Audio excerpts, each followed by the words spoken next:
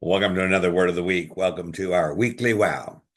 And welcome back to my office. Always good to have you with me as we share together words for this life, words for the next life. Our word this week is the word ambition. I share what may be considered a personal note, a word especially focused on preachers and church leaders, but also a word for everyone. The word ambition. What is your ambition? And what is the role of ambition in Christian life, in Christian service? Paul was a man on a mission. He was active, involved, sacrificing. We look at the life of Paul and we say he got a lot done. His goal was to preach the gospel where Christ's name had not been heard. Romans chapter 15, verse 20. He was a trailblazer. He traveled widely to proclaim the truth. He dedicated himself fully to the gospel of Jesus Christ. So we look at our word, the word ambition. Perhaps ambition is a part of human nature. We want to make a difference. We want to leave our mark. But Paul and others of the New Testament would tell us that motives matter. Paul's ambition was never selfish ambition. He admonished the Philippians to do nothing out of selfish desire. Philippians 2:3. He wrote to the Thessalonians to make it your ambition to lead a quiet life. 1 Thessalonians 4:11. Ambition is deceptive. Social visibility may make us known, but the tasks that God has given us in our own daily lives or in the local church may become secondary. The role that we have in our families may become less important. Reaching everyone online very easily distracts us from reaching specific searching souls all around us. How often does ambition distract us in our Christian lives? And how often does personal ambition explain why local churches fail to grow? My own personal experience with ambition and how it fits into this stage of my life. Over the past year, Jan and I have begun asking ourselves a new set of questions. We're considering how to best step back from the extensive, intensive mission and ministry activity that has been a part of our life for almost 2 decades. We're developing a plan. We're looking ahead to approximately a 3-year window.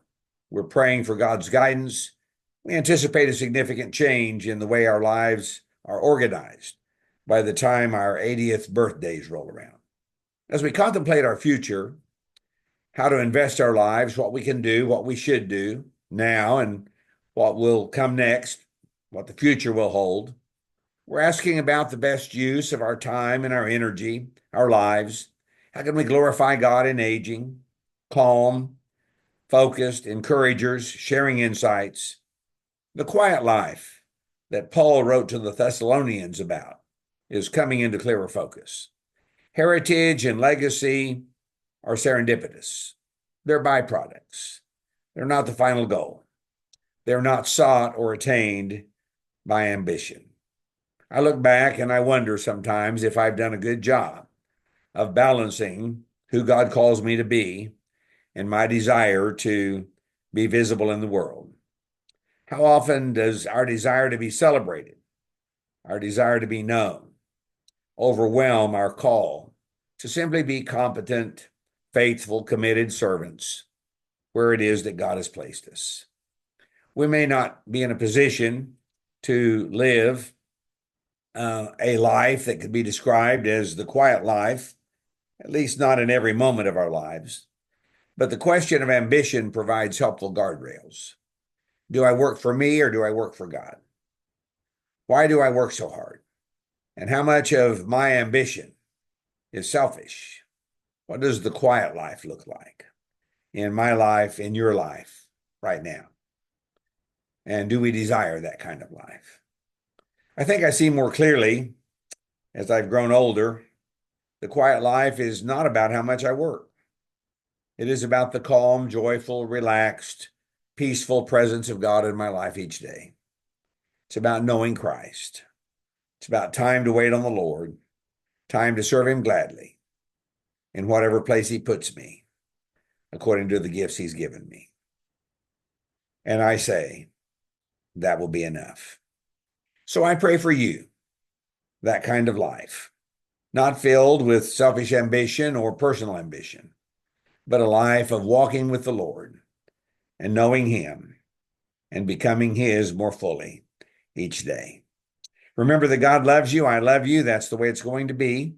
I pray that this week you'll think a time or two about the word ambition, how deceptive it can be, how much it can mislead us, and how frequently it can distract us, and that we'll make it our ambition to be pleasing to the Lord. Until next week, God bless.